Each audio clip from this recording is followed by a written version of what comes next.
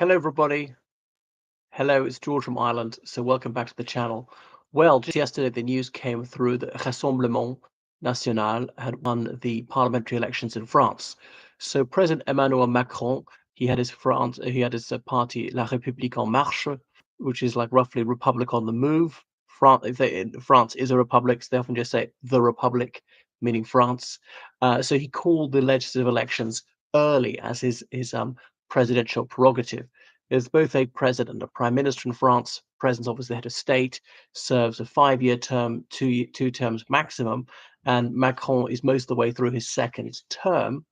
Ideally, he, and it always has been he, the president so far, will find a prime minister from his own party. In fact, they've only had one woman who's ever served as prime minister, Edith Cresson, an ill-starred president, now 1992 to 93. That people said that was only because she'd briefly been the mistress of Divan le Terrible, as in François Mitterrand, the president who appointed her shortly before he had to retire. Um, Anyway, it's shaken some people to the core that National Rally, to give it its English translation, has won. So, because if we go back to when it first rose to prominence in the 70s, it was an openly racist party. So, wanted the non-white immigrants out, disliked Eastern European immigrants, was lukewarm about immigrants from neighboring countries like Spain or Italy. Now, they integrated more easily. They find it very simple to master the French language. They come from countries which are, culturally fraternal countries. Moreover, if they have any religious denomination, it's Catholic Christianity. Um, so they were like that. The National Front, as they were often people who regretted that France had capitulated over Algeria, things like that. Ferociously anti-communist, in some ways left wing on economic issues, one sort of higher tax on the rich, redistribution, more welfare, protection of agriculture. Didn't want jobs exported, things like that. Really wanted to uphold French culture. So yeah, and took a ferociously hard line on law and order, regretted the way that the guillotine was abolished in the early 1980s. So led by Jean-Marie Le Pen for decades. He retired. He's about 90 years of age then. Then his daughter Marine Le Pen for some time. Now, he certainly wasn't everybody's cup of cha. There were attempts to assassinate him and so forth. So though he often lacerated the Catholic Church, he was there very anti-Islam and said we're at least sort of culturally Catholic. But it's changed. It's got a new, more moderate image. It's got considerable power. I mean, I know I briefly worked in France in the PACA region, as in Provence, Alpes, Côte d'Azur, the south east of France on the Mediterranean coast, which is the area where PACA is particularly strong, partly because it's considerable immigration from Morocco, Algeria, and Tunisia. Now, many of these people of North African ancestry, they are French citizens. In some cases, their ancestors have been there for a century. So I'm certainly not racist or religionist, and I recognize that a Frenchman or a Frenchwoman is French, regardless of ethnicity or religion. Especially as it's a secular country, someone who's a Muslim is just as French as someone who's an atheist or a Buddhist or anything.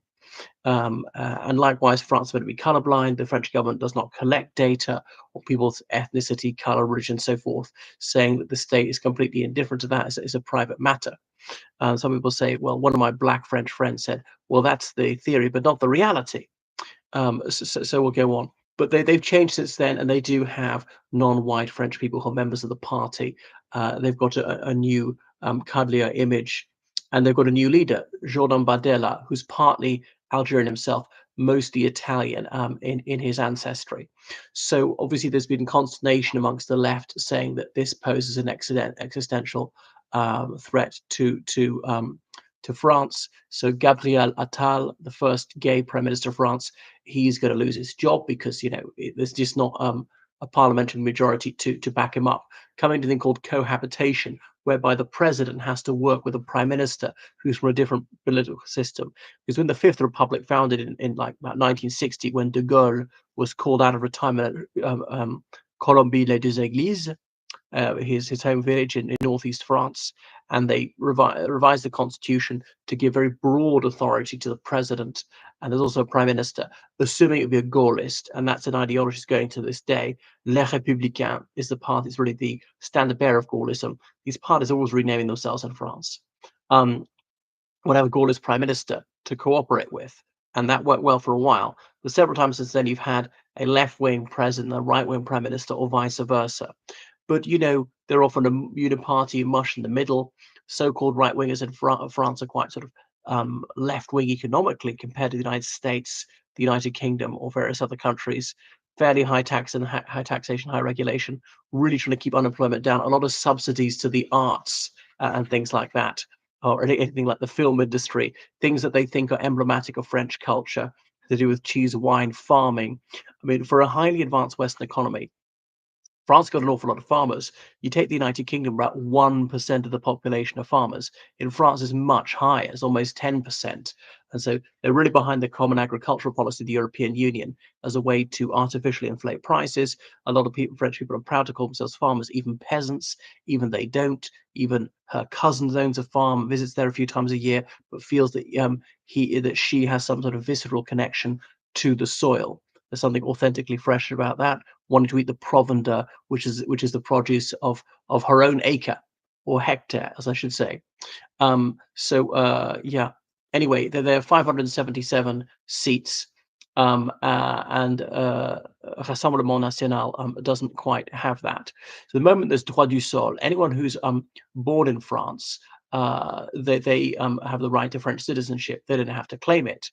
But they want to get rid of that. There's some dual citizens, like 3.5 million people, saying, well, they will not be allowed to have certain jobs. They're not going to ban them from all jobs, and so on.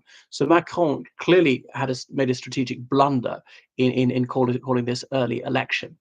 Let me see. Um, there are different blocks to come forward. There's Popular Front of these left wing parties trying to work uh, to stop the Rassemblement National doing too well. There's Macron Ensemble. That's really people who were in La République en Marche, you know, Macron's party to begin with, who didn't do very well at all. The Green Party has a significant presence in French politics. The Greens are there as part of this left-wing bloc. They're communists in France as well. So I think that's a reasonable position.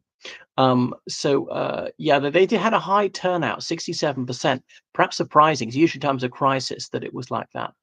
Um, yeah, they have two-stage voting in France, you see, because in a constituency, if a candidate gets over 50% the first round, he or she is elected, it's over. But if no candidate gets over 50% the first time, as usually happens, then they eliminate the lower placed candidates, and the top two candidates go through to a second round and fight out for the constituency. That's the way the presidential elections work. Also in France, in Romania, in Russia, except that Putin has never gone to a second round because he's always supposedly won on the first round. But certainly, Rassemblement National is going to be a major party. But they're not into depriving people of non-white French people of their citizenship unless they're dual citizens, forcing them to choose. They definitely want to appease Putin to say that France shouldn't be hosting Ukrainian refugees, saying that Russia's done nothing against France. Ukraine is none of our business. We don't care. We're not for the invasion. We're not against it. But we shouldn't be giving them any aid. No risk to France. Totally against Macron's idea of sending troops to Ukraine. Um, so they flirted with the idea of withdrawing from the European Union, but at the moment that they don't want that. They just said that the Council of Europe, as in the heads of government of all the EU member states, should propose legislation and not the European Commission. And it said that French laws should be able to take priority over European laws. Anyway, they no longer will want to withdraw from the North Atlantic Treaty Organization. They're not as isolationist as they used to be, right? They want proportional representation because they do better in that one because a lot of the other parties gang up against them. So they're always going to be a sizable force in French politics. People are trying to freeze them out. Yeah, how bad are they? People say, oh, it's dog whistle stuff and things like that. Anyway, they are doing much better amongst women than they used to be. So people are always calling them far right. I don't think that's fair, actually. I think in the old days it was true. Yeah. So they want to stop saying stop allowing kosher butchering and halal butchering, saying it's cruel to animals. Why do we have an exemption from one religion against it goes against laïcité, which must have equality?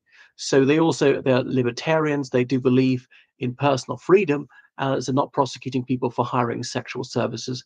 That was criminalized about 8 years ago in just an outrageous attack on liberty by feminist bigots. Yeah, so they definitely want to bring immigration down. Okay, so that's what they're about. French politics will tack to the right, and is heartened, I suppose, Reform UK, even though Nigel Farage, leader of Reform UK, disclaims any connection to them. Thank you so much for watching my channel. What do you think? Is it a far right party? People say they're fascist, racist, Islamophobic. Is that true? Thank you for watching. Please make sure you subscribe to my channel on Patreon, donate to PayPal, georgecallahan79 at gmail.com. Goodbye.